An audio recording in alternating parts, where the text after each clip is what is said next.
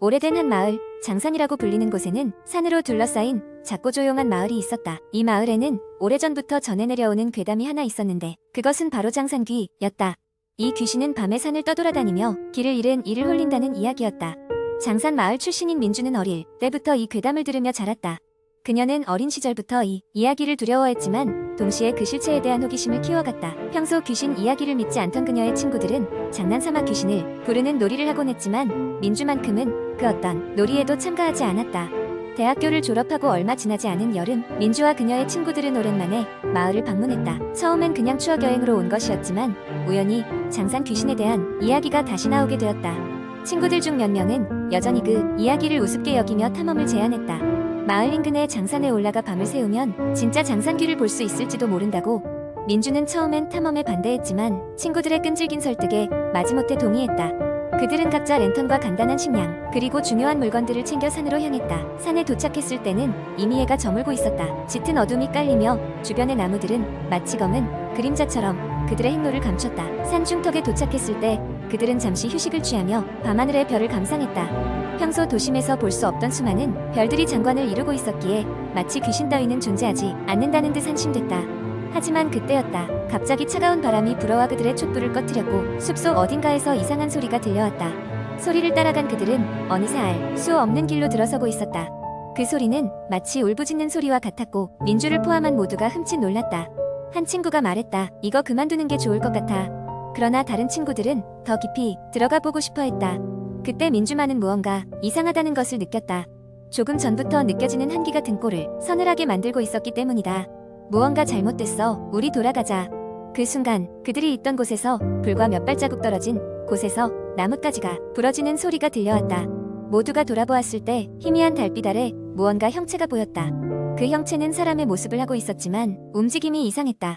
마치 사람이라기보다는 괴이한 형상에 가까운 그것은 그들을 향해 다가오고 있었다. 모두가 숨을 죽였다. 가까이서 봤을 때 그것은 눈이 없는 사람의 얼굴을 하고 있었고 그저 검은 구멍만이 있을 뿐이었다. 모두가 그 자리에서 얼어붙었다. 그것이 다가오는 동안 아무도 움직이지 못했고 숨도 쉴 수 없을 만큼의 공포가 감돌았다. 마침내 그것이 눈앞에 다가섰을 때 민주가 정신을 차리고 소리쳤다. 도망쳐. 그 소리에 모두 정신을 차리고 산 아래로 향해 필사적으로 달렸다. 다행히 아무도 다치지 않고 산을 내려왔지만 그날 밤 이후 그들은 결코 장산에 대한 이야기를 쉽게 꺼내지 않았다. 다시는 그런 곳에 가지 않겠다고 다짐하며 그저 그날 있었던 일은 꿈이라고 생각하려 애썼다. 이후로도 가끔씩 장산을 향해 떠나는 사람들이 사라지는 일이 있었고 장산귀에 대한 이야기는 여전히 무서운 전설로 내려오고 있었다. 민주와 그녀의 친구들은 한 가지 교훈을 얻었다. 오래된 괴담에는 이유가 있다는 것과 무엇이든 쉽게 넘겨짚어서는 안 된다는 것을. 두 번째 이야기. 어느 날 나는 직장에서 늦은 시간을 보내고 집으로 돌아가는 길이었다. 시간이 이미 자정을 넘긴 터라 거리에 사람 한 명 없이 적막했다. 빨리 집으로 향하기 위해 나는 지하철역으로 발걸음을 재촉했다. 역으로 내려가는 계단은 어딘가 모르게 더 어둡고 기분 나쁜 느낌을 줬다. 어색한 기운을 떨쳐내려 애쓰며 나는 개찰구를 지나 플랫폼으로 향했다. 내가 탄 지하철 칸에는 나 혼자였다. 조용한 칸 안에서 나는 휴대폰을 꺼내 음악을 틀고 창 밖의 어두운 터널을 멍하니 바라보고 있었다. 그런데 어느 순간 내 옆자리에 누군가 앉아 있는 느낌이 들었다. 깜짝 놀라 고개를 돌려보았지만 그곳에는 아무도 없었다. 신경을 곤두세우며 다시 창 밖을 응시하기 시작했다. 몇 정거장 지나지 않아 또 다시 누군가 내 옆에 있는 느낌이 들었다. 이번에는 더 선명히 그리고 무거운 기운이었다. 혹시나 해서 옆자리를 유심히 살펴봤지만 역시나 아무것도 없었다. 괜한 상상인 줄도 모르겠다는 생각을 하며 다시 창밖을 바라봤다. 그러나 이내 창에 비친 어렴풋한 형체를 보고 나는 경악하고 말았다. 나 외에는 아무도 없는 칸 안에 창문에 분명히 누군가의 얼굴이 비치고 있었다. 그 얼굴은 형체가 분명치 않았지만 머리가 길고 눈이 깊은 검은 구멍처럼 보였다. 뒷머리가 쭉 펴서고 숨이 막혀왔다. 나는 숨도 제대로 쉬지 못한 채 서둘러 눈을 감았다. 무작정 다음 역에 내리려고 마음먹은 채로 지하철이 역에 멈추자 나는 서둘러 문이 열리자마자 뛰어나갔다. 플랫폼에 도착하자마자 진땀을 흘리며 주변을 둘러봤지만 역시나 다른 사람은 누구도 없었다. 기진맥진한 상태로 다음 열차를 기다리며 벤치에 앉았다. 그래도 불안한 마음은 가시지 않았고 내가 느꼈던 모든 것들이 단순한 환각이라 스스로를 설득해보려 했지만 쉽지 않았다. 결국 새로 도착한 지하철을 타고 집으로 돌아왔고 문을 걸어 잠그자마자 가슴이 벅차오르는 안도감을 느꼈다. 침대에 눕자마자 이불을 머리까지 덮고 눈을 질끈 감았다. 다음 날이 오면 모든 것이 괜찮아지리라 믿으면서. 그러나 그날 밤 꿈속에서 나는 지하철 칸 안에 다시 서 있었다. 그리고 그 얼굴은 여전히 내 곁에 있었다. 손을 뻗어 내 어깨를 조용히 잡아 끌었다. 꿈과 현실의 경계에서 나는 필사적으로 소리를 지르며 그 소나기에서 벗어나려 몸부림쳤다. 마침내 숨이 막혀 깨어나 보니 내가 아직 방 안에 누워 있는 것이 다행이었다. 그 후로도 한동안 나는 혼자 지하철을 타지 못했다. 그 얼굴의 기억이 여전히 나를 괴롭히고 있기 때문이다. 이 이야기는 내가 가끔씩 떠올리는 불가사의한 경험으로 남아있으며 그 날 이후로 더 이상 밤늦게 지하철을 타는 일은 피하게 되었다. 현실과 혼재된 공포의 기억은 그렇게 내 일상 한편에 자리 잡고 말았다. 세 번째 이야기, 장대하게 비 내리는 어느 밤, 난 서울 외곽의 작은 모텔에서 하룻밤을 보내기로 했다. 출장으로 인해 하루 종일 운전을 했고 피곤함이 몰려와 빠르게 잠자리에 들고 싶었다. 모텔은 오래되고 낡았지만 부족한 예산 탓에 더 나은 선택이 없었다. 프론트 데스크 직원은 무뚝뚝하게 방 열쇠를 건넸고 나는 3층 끝방으로 향했다. 문을 열고 들어가니 불쾌한 곰팡이 냄새가 코끝을 스쳤다.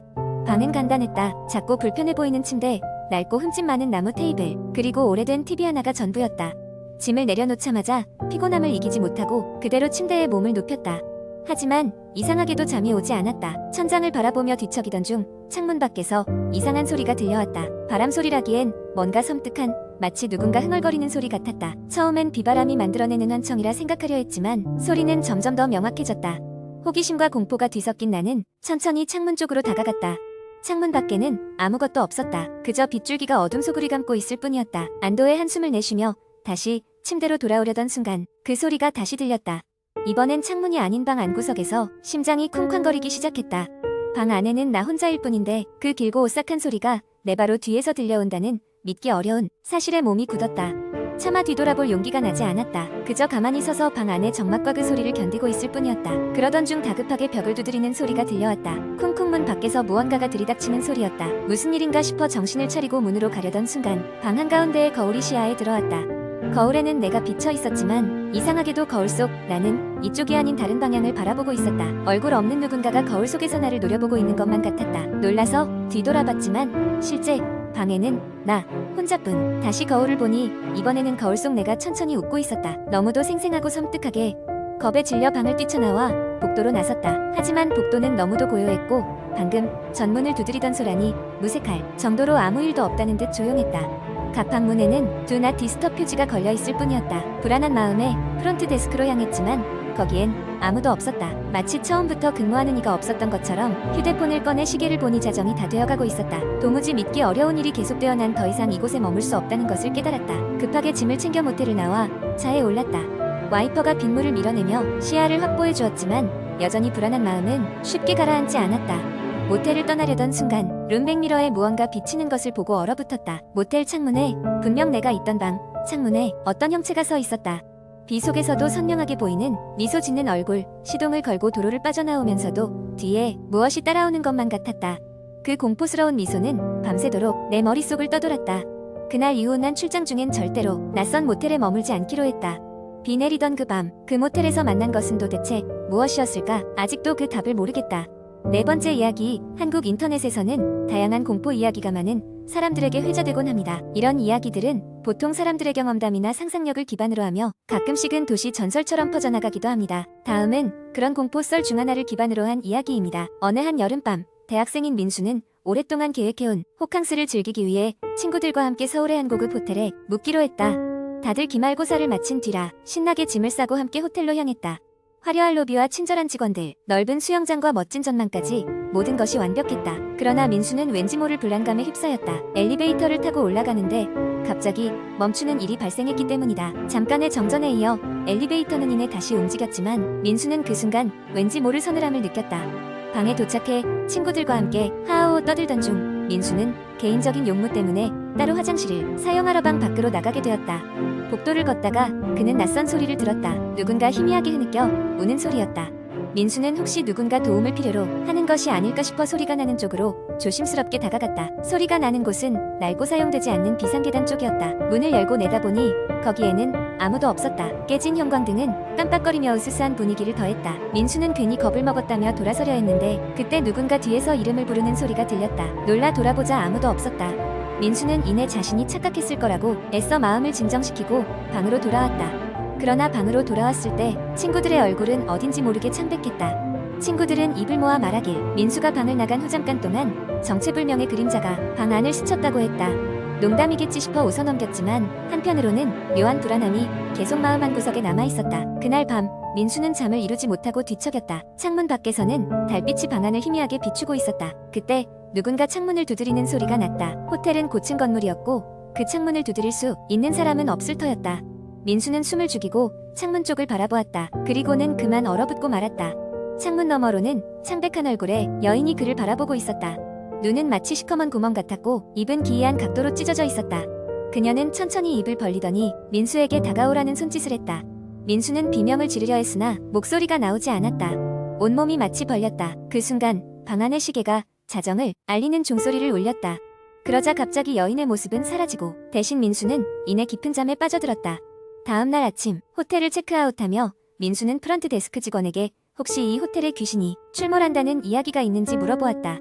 직원은 미소를 지으며 말도 안 되는 이야기라며 웃어넘겼다. 하지만 민수와 친구들이 호텔을 떠나기 직전 한 나이 지긋한 청소부가 그들을 불러 세웠다. 그녀는 조용히 다가와서는 작은 목소리로 속삭였다. 그 방 조심해야 해요. 그 방에는 오래전 창문에서 떨어져 죽은 여자의 영혼이 머물고 있거든요. 민수는 등골이 오싹해져 얼른 자리를 떴다. 그 후로도 민수는 그 여름밤의 끔찍한 일을 잊을 수가 없었다고 한다. 그리고 그 호텔을 거쳐간 많은 사람들 사이에서는 그 방에 대한 공포스러운 전설이 계속해서 전해졌다고 한다.